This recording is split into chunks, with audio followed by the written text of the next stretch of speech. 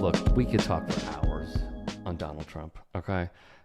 I will not ask for hours of your time. You've already given me enough. But let's start here.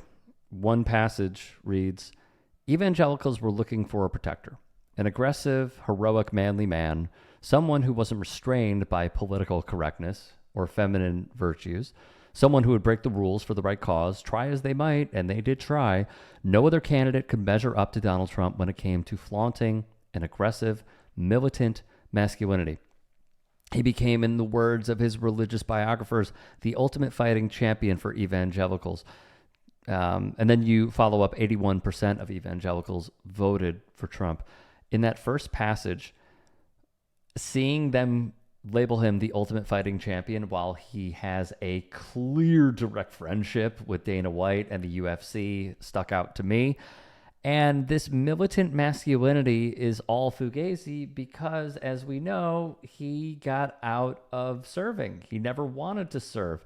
Some person who is in MAGA world gave him a Purple Heart. To many other veterans, that is a clear sign of disrespect.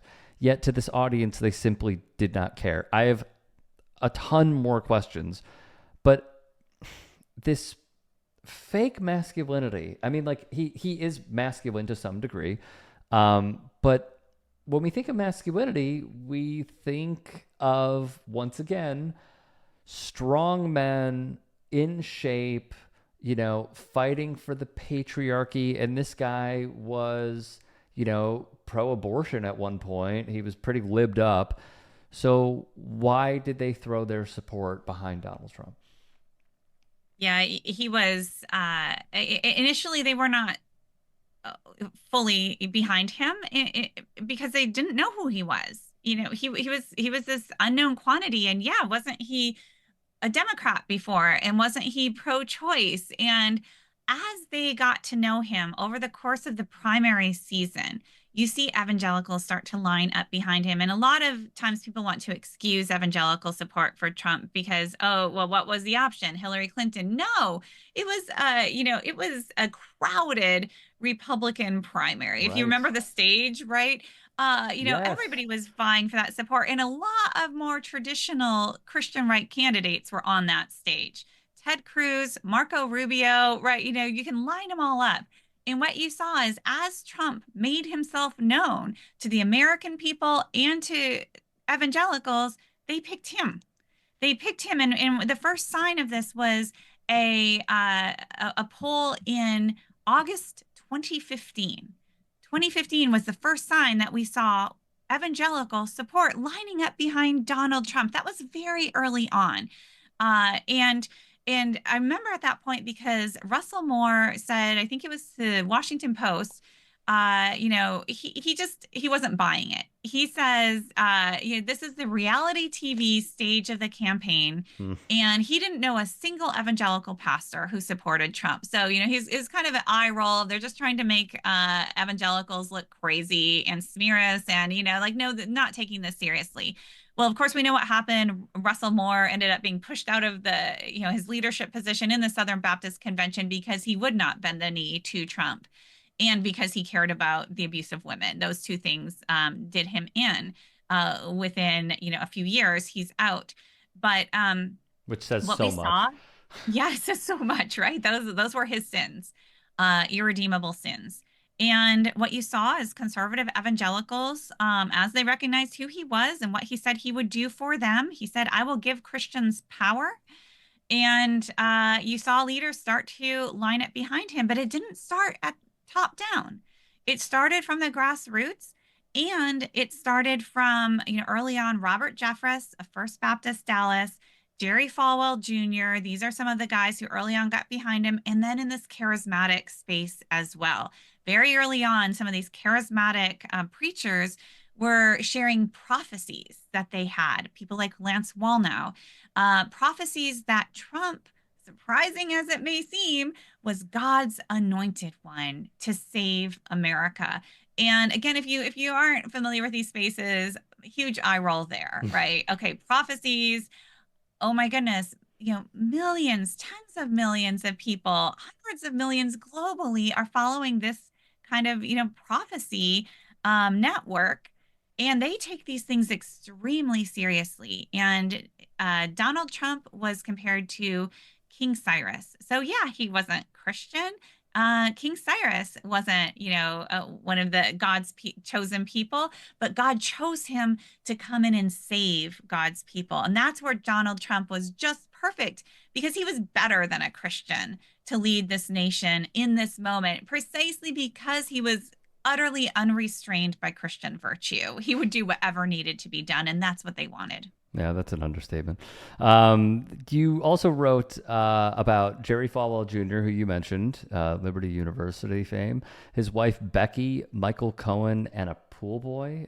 What were the rumors potentially of a backdoor deal that may have taken precedent here?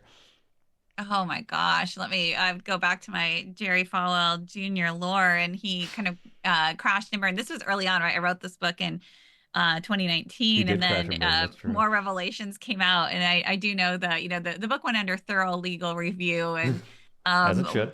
I absolutely and I did end up losing a little Falwell Jr. joke, pool boy joke in the process, but yeah, oh my gosh, how do I describe a Falwell Jr.? So, sexual escapades, oh, what's family friendly appropriate way to say this? There probably is none.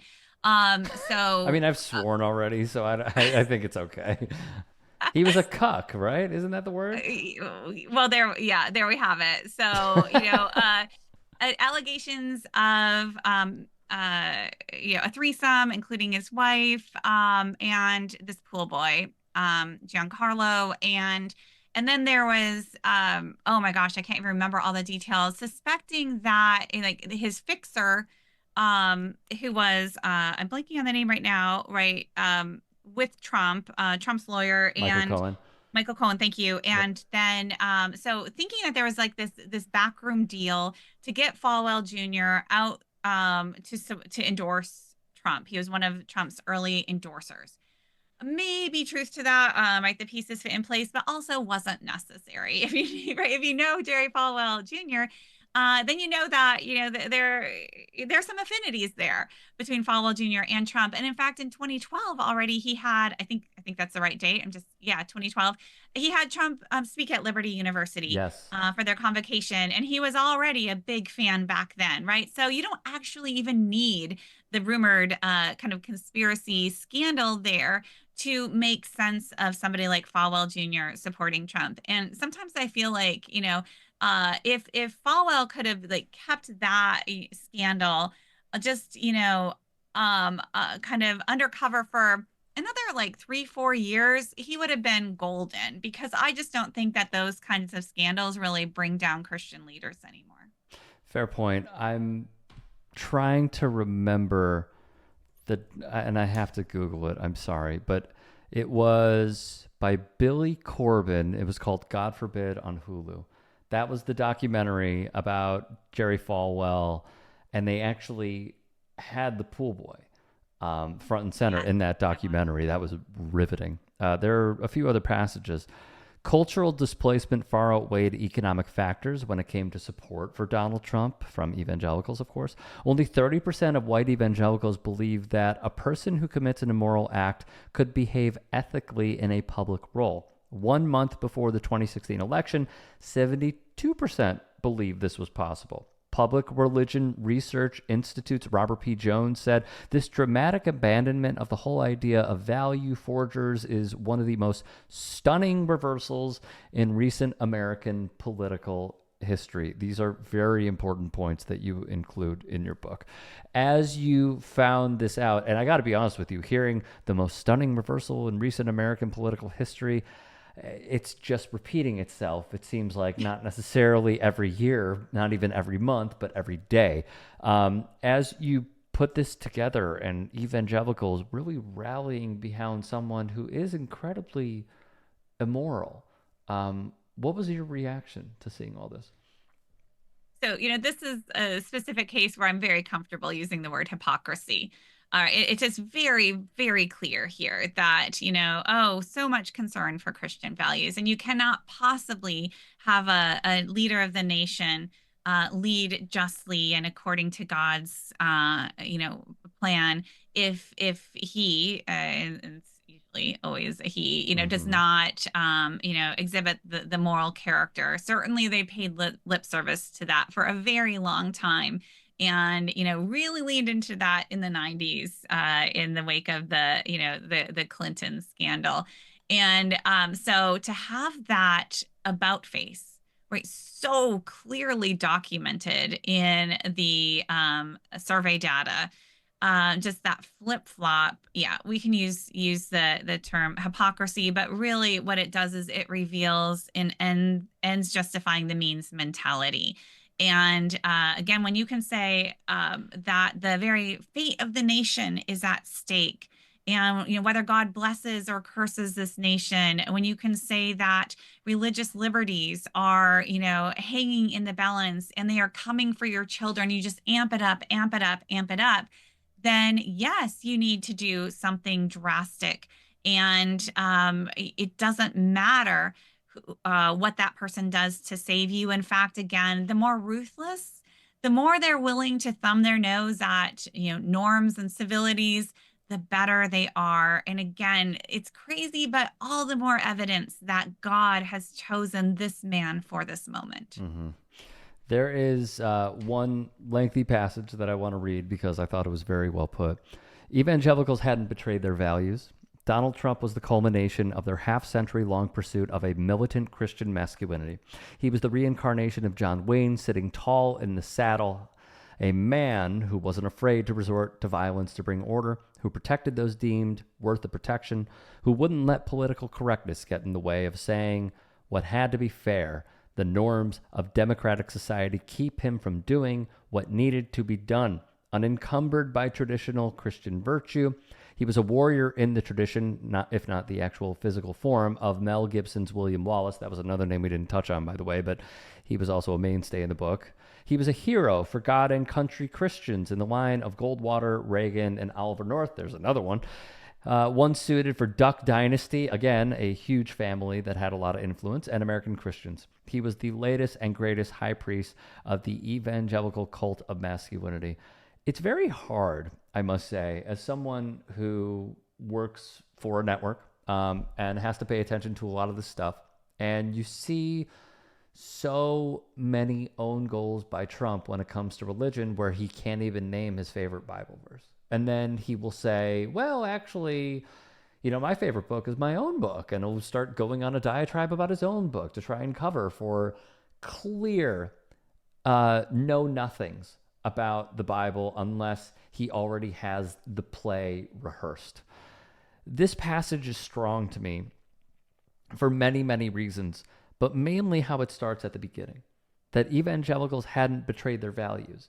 Again, as someone like yourself who follows the rise of Trump and Trumpism, it obviously you're speaking for them in that one sense, but it feels like they did betray their values to a certain degree. Yeah, again, so which values? If we're saying, the values, like I said, this one point, yes, I will concede that, we need men of moral integrity to lead the nation. Absolute betrayal. Yes. But if we go back to history, we can see these patterns over and over again that really what they are for, when we look at what they're against and what their solutions are, they're against feminism, they're against civil rights. Many Southern Republican or Southern evangelicals and evangelicals with their color blindness and so on. When we see that they're against liberals and secular humanists and all of these things, what we can see is what they are for over and over again is the assertion of white patriarchal power. Right? That's it. And that is a consistent through line here. So once we put that as among their core values, then we pull out somebody like Trump and okay, he fails on the morality test, but on all of these other things, right, he's checking those boxes. And then you add to that the militancy and the sense of combativeness, militarism, us versus them, ratcheting up the alarm to justify one's own aggression, to consolidate one's own religious and political power, again, checks all of those boxes.